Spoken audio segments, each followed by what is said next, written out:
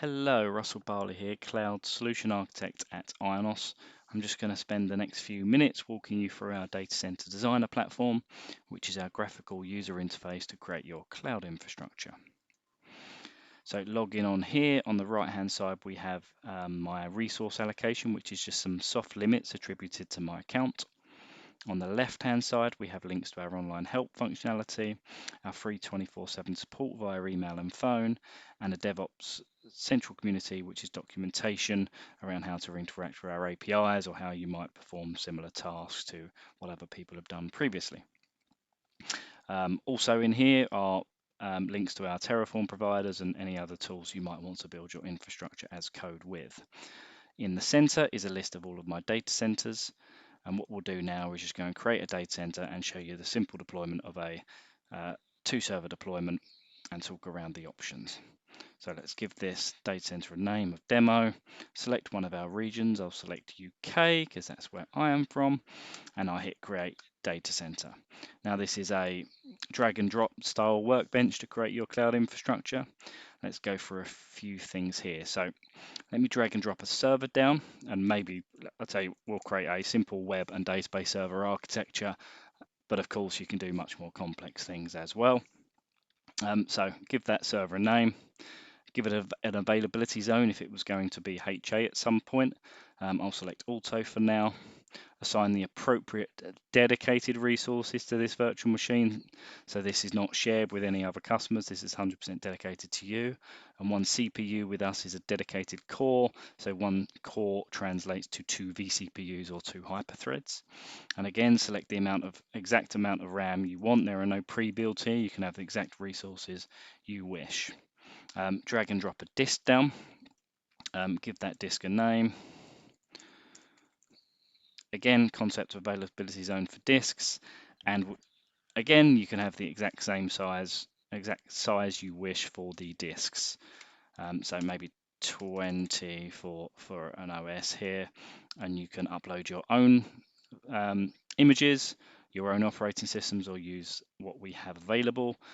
So various flavors of Linux or Windows. So if I select CentOS, for example, now you can see I have a password which becomes the root password, and I can also inject some SSH keys which I've pre-uploaded into the portal, and I can also deploy a backup agent, which I won't do as part of this demo.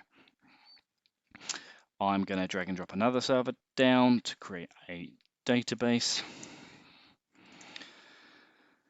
Again, concept of availability zone here and selecting the exact resources. Generally, for most architectures, you want slightly more resources for databases. So I'll leave that as 2 CPU and maybe go up to 8 gig for memory. Drag and drop a disk in. I'll use SSD this time because, again, for a lot of use cases, SSD for databases provides better performance. And give this a size. Now, sizing for data centers, sizing for databases is often a little trickier because sometimes you want to size for the amount of data you require, but sometimes you want to size for the performance you require. So the more space you add, the more performance you get. So if I wanted a database that gave me 45,000 IOPS, I could deploy a 600 gig database and I will get a 45,000 IOP guaranteed, backed by SLA disk for this database. But yeah, again, you can design this for size or performance. So if I select 100, and you can see I get 7,500 IOPS from the premium SSD tier, or from a standard SSD tier 4,000. So we'll go with that for now and select CentOS again. Now we've got our 2 servers here. They've got their disk, they've got their resources. I'm probably going to want to create some networks here so the database can connect to the web server. So to do that, I drag and drop these 2 network cards together, which creates a local area network. And I'm probably going to want the website connected to the internet.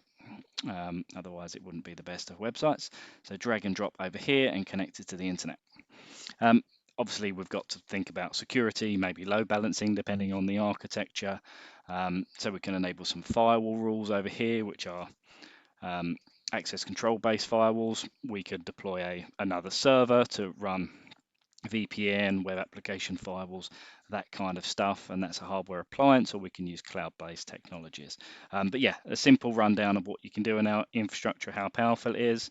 Once you've drawn the infrastructure you require, hit provision changes. It will give me any errors that I've done.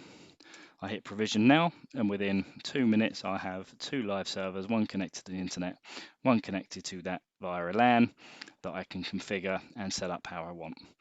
Thank you for listening.